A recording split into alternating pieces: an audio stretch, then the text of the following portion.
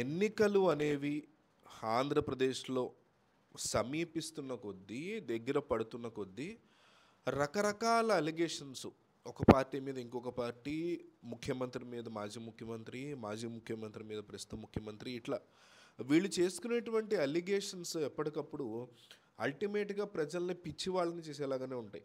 మీరు ప్రజలకు సంబంధించి సరైనటువంటి పని చేయలేదు, ఆ పని చేయండి అనే అంశాలని దాటి మీరు ఈ నిధులని దుర్వినియోగం చేశారు లేదా స్కామ్ చేశారు, ఈ విషయం మేము బయట పెడుతున్నాము, దీని మీద మా దగ్గర ప్రూఫ్స్ ఉన్నాయి, రికార్డింగ్స్ ఉన్నాయి, ఇలాంటి విషయాల్ని బయట పెట్టేటువంటి రాజకీయం పోయి ఒక స్పెక్యులేటివ్ మోడ్లోకి, అంటే ప్రజలు నమ్మడం మొదలుపెట్టారు కదా, మన దగ్గర మీడియా ఉంది కదా అనేసి ఒక పక్క వైసీపీకి సంబంధించిన సాక్షి లేకపోతే టీవీ9, ఎన్టీవీ ఈ బృందం, లేదంటే టీడీపీకి సంబంధించినటువంటి టీవీ5, ఏబిఎన్, ఈనాడు ఈ బృందం ఒకళ్ళ మీద ఒకళ్ళు బురద చల్లుడు వ్యవహారం, అంటే స్పెక్యులేటివ్ మోడ్, ఒక సినిమాటిక్ సిచ్యువేషన్ని క్రియేట్ చేసి అందులో తమ ప్రత్యర్థి ఇట్లా ప్రవర్తించాడు అనేటువంటి అంశాన్ని ప్రజల బుర్రలోకి ఎక్కువగా నాంచుకునేలాగా వేసేటువంటి ప్లాన్లు చాలా ఎక్కువగా ఉన్నాయి.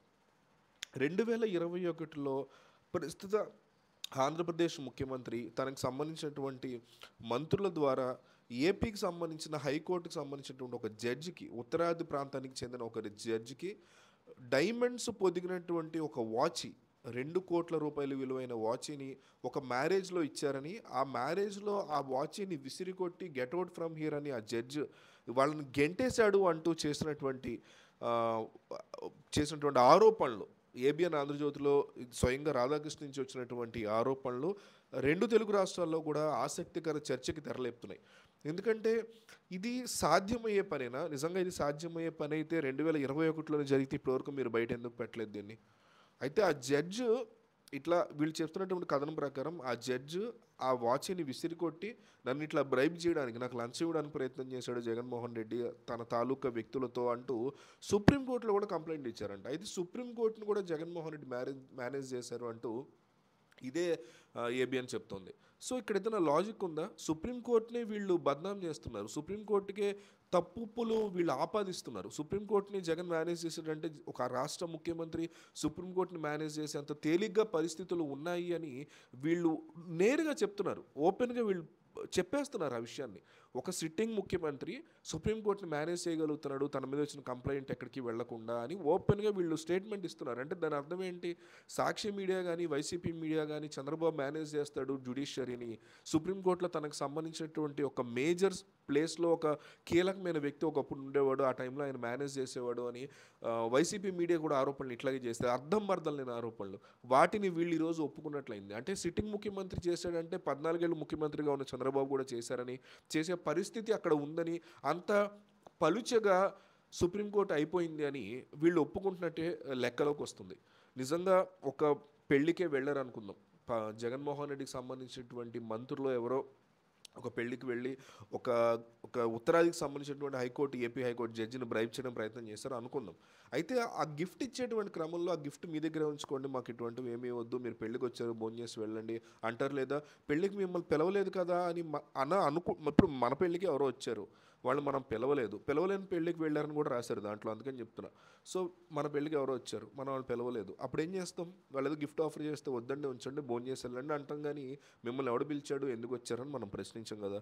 అంత కాస్ట్లీ గిఫ్ట్ ఇచ్చినప్పుడు ఆ గిఫ్ట్ వెనుకున్నటువంటి ప్లానింగ్ ఏంటనే దాని గురించి మనం అసలు అక్కడ ఆ సందర్భంలో తీసుకురాం కదా, దాన్ని తీసుకుని అందరి ముందు విసిరికొట్టి ఇక్కడి నుంచి వెళ్ళిపోండి అంటావా? పెళ్లిలో విజువల్స్ ఉండవా?